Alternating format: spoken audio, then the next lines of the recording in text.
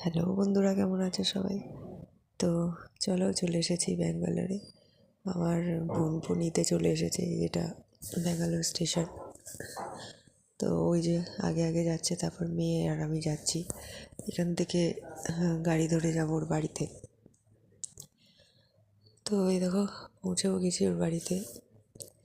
বেশ ভালো লাগছে, এখানকার ওয়েদারটা এত ভালো, কি বলবো। আমাদের বেঙ্গলের থেকে অনেকটাই ঠান্ডা এখানে। এই যে এটা ওর বাড়ি, ওর ছোটো ছেলে খেতে বসেছে। আর ভালোই লাগছে। আমি প্রথমবার এলাম ব্যাঙ্গালোরে। তো এই যে দুদিকে দুটো ঘর আর একটা বাথরুম আছে, দুটো। তো চলো, আস্তে আস্তে এক একটা দিনের কীভাবে কাটালাম সেগুলো তোমাদের সাথে শেয়ার করব। এখানে জামাইবাবু খাচ্ছে।